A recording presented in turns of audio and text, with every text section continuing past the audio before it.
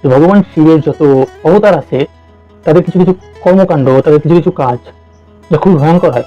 যেমন অশ্বত্থামা ভগবান শিবের এক অবতার, তিনি সাত চিরঞ্জীবীদের একজন, তিনি 16 কলায় পূর্ণ ছিলেন, একমাত্র চক্র ছাড়া সমস্ত অস্ত্রধার নিয়ন্ত্রণে ছিল।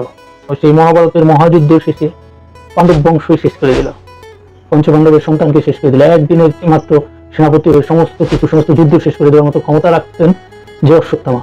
এবং দুর্যোধন মৃত্যুর সময় যেটা বলেছেন যে আমার 3 ভুলের একটা ভুল অশ্বত্থামাকে সেনাপতি না করা, যদি আমি অশ্বত্থামাকে সেনাপতি করতাম তাহলে যুদ্ধ এতদিন চলতেও না আর আমার হার হতো না।